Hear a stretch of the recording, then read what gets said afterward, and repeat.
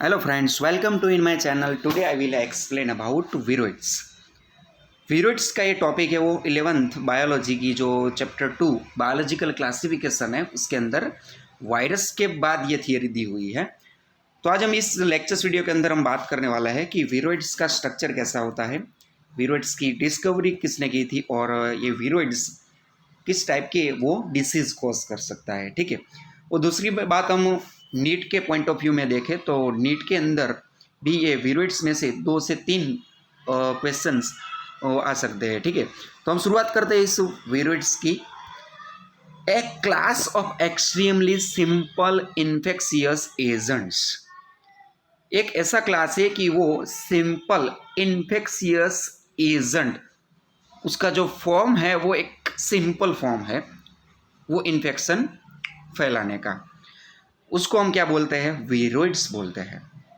Discovery की बात करें तो वॉज डिस्कवर्ड इन 1960 के अंदर वो डिस्कवर हुआ था। किसने उनको डिस्कवर किया तो टीओ डायनर नाम के जो साइंटिस्ट है उन्होंने सबसे पहले ये विरोइड्स की डिस्कवरी की थी। उनका स्ट्रक्चर कैसा है विरोइड्स का, they are only infectious single stranded RNA, single stranded RNA का उनका स्ट्रक्चर है। ठीक है। हम सेंट्रल डोग्मा की एक बात करें तो ये डबल स्ट्रैंडेड डीएनए है। सेंट्रल डोग्मा क्या कहता है, ये डबल स्ट्रैंडेड डीएनए में से डबल स्ट्रैंडेड जो डीएनए है उनके अंदर 2 टाइप्स की वो स्ट्रैंथ देखने को मिलती है। एक स्ट्रैंथ ऐसी है उनको हम कोडिंग स्ट्रेंथ बोलते हैं और दूसरी स्ट्रेंथ ऐसी है उसको हम बोलते हैं नॉन कोडिंग स्ट्रेंथ।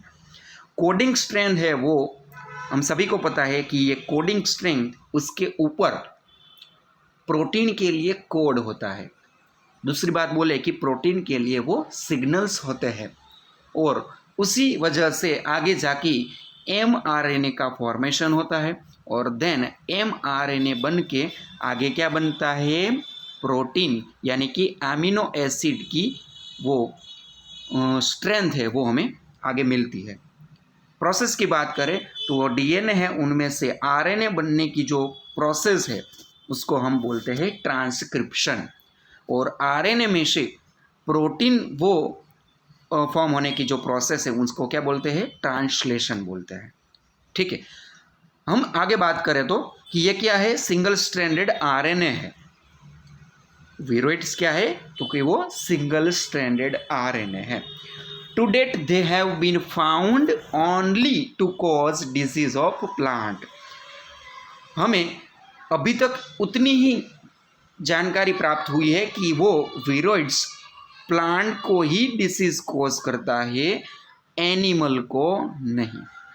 ठीक है। अभी तक हम इतनी ही बात पता चली है कि वो विरोइड्स जो प्लांट के अंदर वो इन्फेक्शन वो कॉज करता है। ठीक है।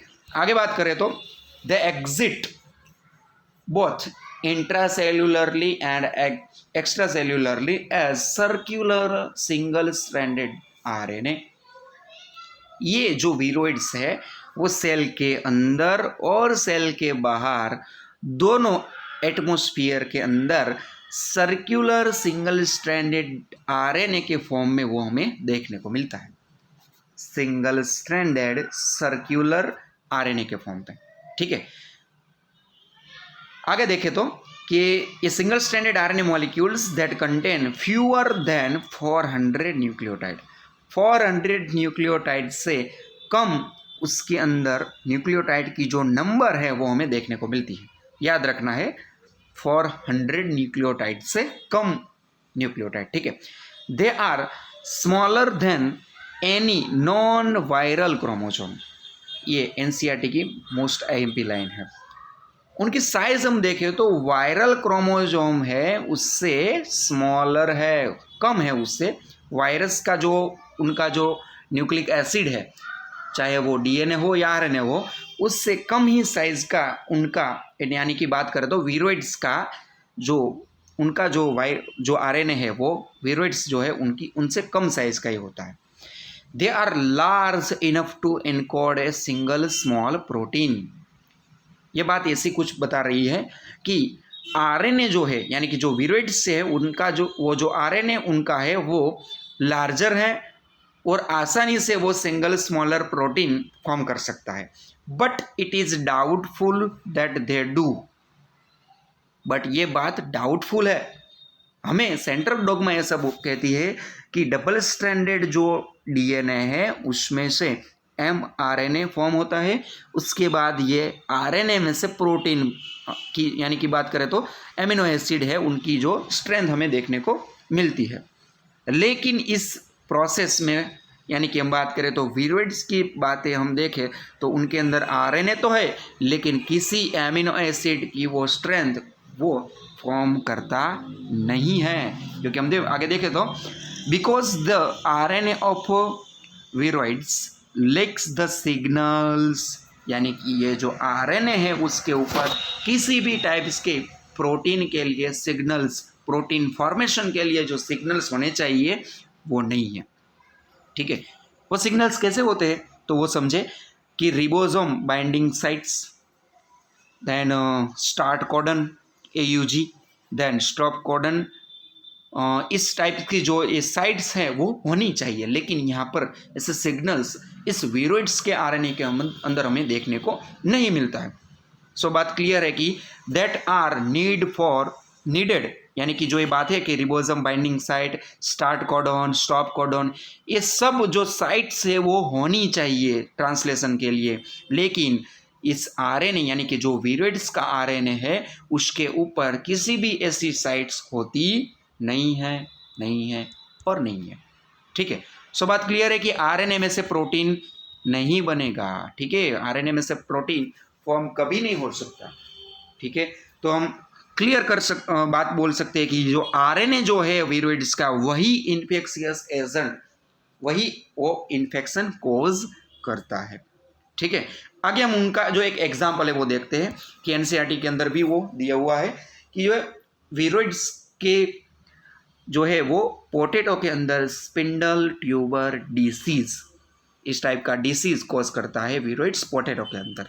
ठीक है, तो इस लेक्चर्स वीडियो है उसके अंदर हम इतनी बातें रखते हैं। आपको इस टॉपिक के रिगार्डिंग किसी भी डाउट आपको जब होता है तो आप मुझे कमेंट के अंदर मुझे बता सकते हैं, और आप मेरी एक वीडियो को पहली बार देख रहे हैं तो प्लीज़ मेरे चैनल को सब्सक्राइब कीजिए, लाइक कीजिए और अपने दोस्तों को भी शेयर कीजिए।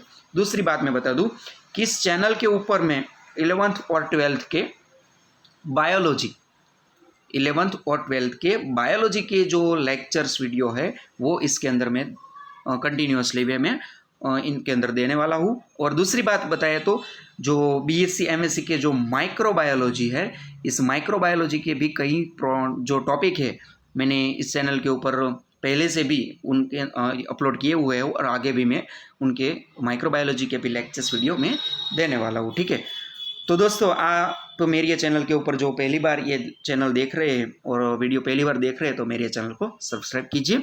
तो मिलते हैं अगले लेक्चर्स वीडियो के अंदर। Thank you.